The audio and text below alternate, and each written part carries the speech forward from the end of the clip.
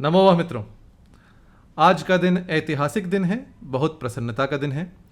जैसा आप सब जानते ही हैं, भारत ने चंद्रमा पर विजय प्राप्त कर ली है और चंद्रमा के दक्षिणी ध्रुव के निकट चंद्रयान तृतीय से विक्रम उतर चुका है। इस क्षण को मैंने इसका जीवंत प्रसारण देखा अपने बालकों के साथ, अपने माता पिता के साथ, और हम सबको बहुत हर्ष और गर्व की अनुभूति हुई। आज भारत यह कह सकता है, हम केवल अपने इतिहास पर नहीं परंतु अपने वर्तमान पर भी गर्व करते हैं और प्रत्येक भारतवासी का, प्रत्येक भारतीय का, अप्रवासी भारतीयों का भी सारे विश्व में मान बढ़ा है। हम अपना सिर ऊंचा करके कह सकते हैं, हम भारत के वासी हैं, हम भारत के लोग हैं, हम भारतीय हैं। ऐसे क्षण एक देश के इतिहास में यदा कदा ही आते हैं, प्रतिदिन नहीं आते।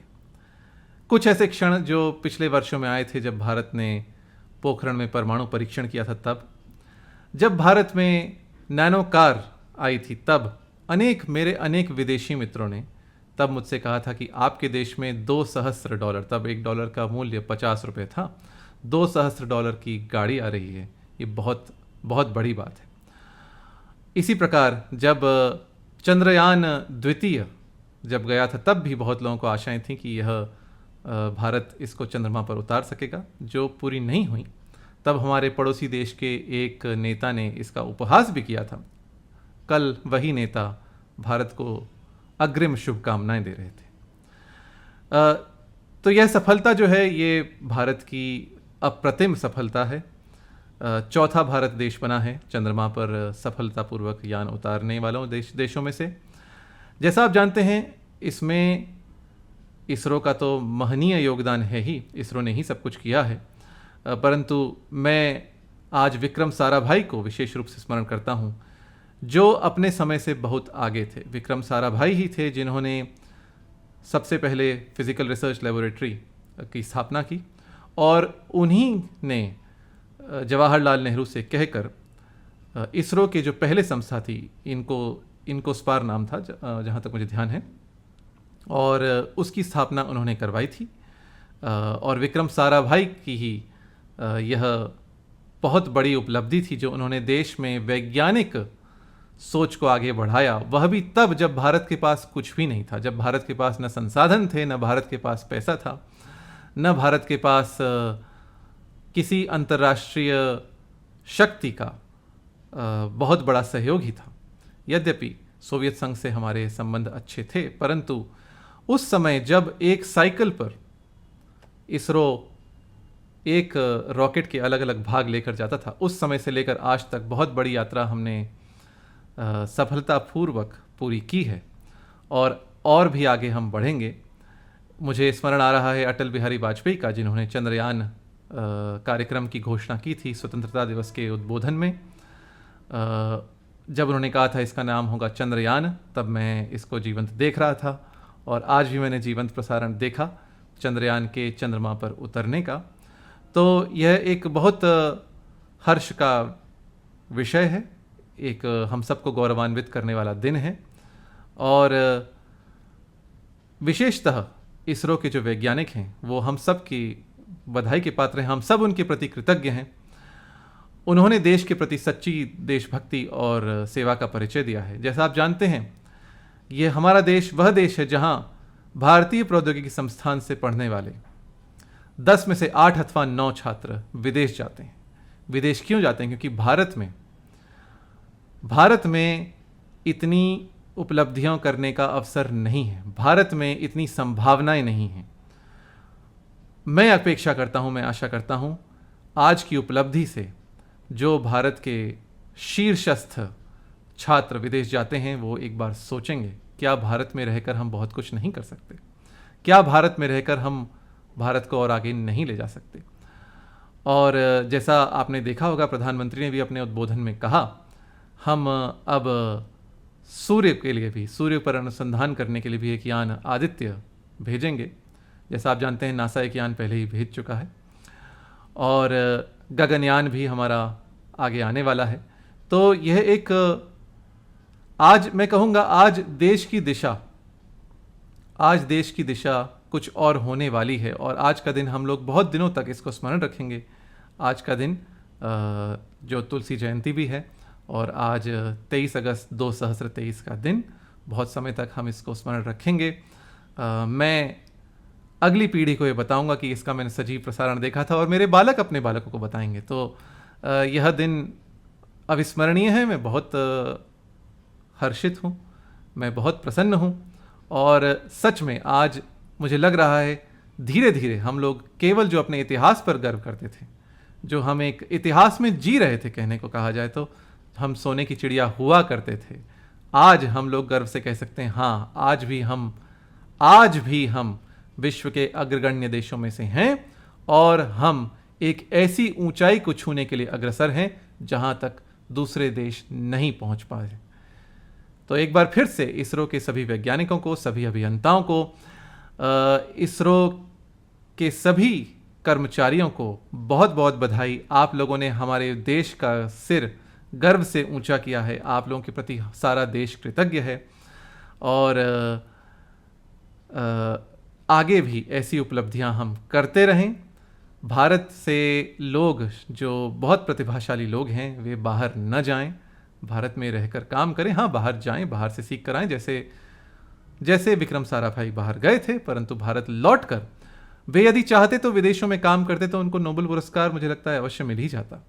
हो सकता है होमी भाभा को भी मिल ही जाता, पर विक्रम साराभाई, होमी भाभा जैसे लोग जो भारत लौटे, भारत में उन्होंने काम किया और भारत को इतना कुछ दिया, जिनके सम्मान में आज विक्रम, जो हमारा यान उतरा है, उसका नाम विक्रम साराभाई के नाम पर ही रखा गया है। तो ऐसे और लोगों की आवश्यकता है। एक प्रधानमंत्री से यह भी अनुरोध है, जो शीर्षस्थ वैज्ञानिक भारतीय मूल के हैं, जो भारत से बाहर हैं, वे भी भारत लौटें, भारत में काम करें। मंजुल भार्गव जैसे लोग, और भी अन्य जो लोग हैं, जो गणित में, जो भौतिकी में, जो रसायन शास्त्र में जो बाहर हैं, उन सबको भारत बुलाया जाए। वे भारत में अन्य संस्थानों की स्थापना करें, और हम कैसे इसरो में काम करने के लिए और अवसर प्रदान करें, हम कैसे आज की युवा पीढ़ी को प्रोत्साहित करें कि देश में रहकर, देश के इन संस्थानों में काम करके भी वे बहुत बड़ी उपलब्धियां अपने नाम कर सकते हैं। तो एक जो शीर्ष नेतृत्व है, उसका ये प्रोत्साहन का काम तो रहता ही है। जैसा आपको ज्ञात होगा ही, जब 1960 के दशक में प्रारंभ में अंतरिक्ष की दौड़ लगी थी, तो सोवियत संघ अमेरिका से आगे निकल रहा था, और अनेक उपलब्धियां सबसे पहले सोवियत संघ ने अपने नाम की। प्रथम मनुष्य अंतरिक्ष में यूरी गगारिन सोवियत संघ ने ही भेजा, पर जैसे भेजा तभी अमेरिका के तत्कालीन राष्ट्रपति केनेडी ने कहा, इस दशक के अंत तक हम चंद्रमा पर मनुष्य को उतार देंगे। उनका यह कहना एक बहुत साहस का काम था। यह कहना छोटी बात नहीं है। एक बड़े देश का राष्ट्रपति यदि ये कहे, इस दशक के अंत तक हम चंद्रमा पर मनुष्य को उतार देंगे, ये बहुत बड़ी बात है, बहुत साहस की बात है, और अमेरिका ने ये कर दिखाया। तो वैसे ही कुछ शीर्ष नेताओं की एक दृष्टि होनी चाहिए कि हम आगे ये काम करेंगे, और अवश्य ये तो काम वैज्ञानिक ही करेंगे, अभियंता ही करेंगे, परंतु एक जो नेतृत्व है, यद्यदाचरति श्रेष्ठस्तत्तदेवेतरो जनः सयत् प्रमाणम कुरुते लोकस्तदनुवर्तते, जो नेतृत्व जो कुछ करता है वही लोग उसी का अनुसरण करते हैं। तो एक नेतृत्व भी हमारा वैज्ञानिक दृष्टि से संपन्न हो। भारतीय मूल के वैज्ञानिक बाहर जो गए हैं, वे लौटकर भारत आएं, उनको पूरी स्वतंत्रता दी जाए, वे नए संस्थान और बनाएं। भारत में जो प्योर साइंसेज है, स्टेम है, इसमें और कार्य हो।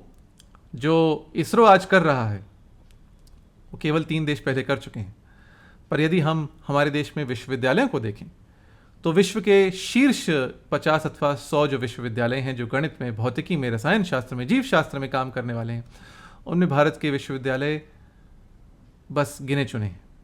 हो सकता है कुछ 2-3 हों, परंतु इतने नहीं हैं। तो कैसे हम विश्वविद्यालयों को और आगे बढ़ाएं? जैसा आप जानते हैं, नासा की एक जेट प्रोपल्जन लेबोरेटरी है, उसका एक केंद्र सबसे बड़ा केंद्र अथवा हो सकता है और केंद्र भी हों, पर उसका एक महत्वपूर्ण केंद्र कैलटेक विश्वविद्यालय में है, कैलिफोर्निया इंस्टीट्यूट ऑफ टेक्नोलॉजी में।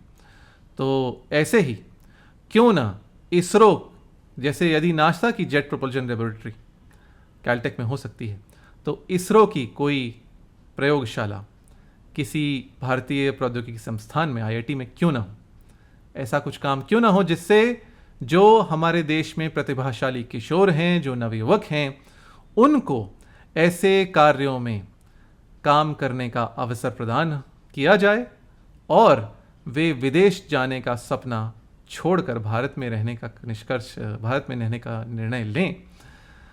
इस दिशा में भी कुछ विचार हो, ऐसी मेरी करबद्ध प्रार्थना है। मैं तो बहुत छोटा व्यक्ति हूँ, मैं केवल अनुरोध कर सकता हूँ, केवल मैं कुछ सुझाव दे सकता हूँ। इस पर कार्यान्वयन तो वैज्ञानिकों को और देश के नेतृत्व को ही करना है। जो भी हो, आज का दिन एक विशेष दिन है। मैं बहुत प्रसन्न हूँ, मेरी प्रसन्नता का पारावार नहीं है। आज हम गर्व से कह सकते हैं कि जो हमारा भारत, जिस भारत ने विश्व को आर्यभट्ट दिया, जिस भारत ने विश्व को वराह मिहिर दिया, जिस भारत ने विश्व को भास्कराचार्य दिया, वही भारत आज फिर से अपनी खोई हुई, अपनी पुरानी मिट चुकी महिमा को, मिट चुके गौरव को फिर से प्राप्त करने की ओर अग्रसर है और इस दिशा में दिन दूनी रात चौगुनी प्रगति कर रहा है। तो इसी के साथ आज का वक्तव्य मैं समाप्त करता हूँ। मुझे एक उपभोक्ता ने, सामाजिक संचार माध्यम उपभोक्ता ने अनुरोध किया कि आज चंद्रमा पर भारत का यान पहुँच चुका है, भारत चंद्रमा पर तिरंगा लहरा चुका है, तो आप कुछ कहें। यद्यपि मेरा आज चलचित्र बनाने का विचार नहीं था, पर इस अनुरोध को ध्यान में रखते हुए यह एक छोटा सा चलचित्र, फिर किसी विषय को लेकर आपसे फिर भेंट होगी। नमो बुद्धाय।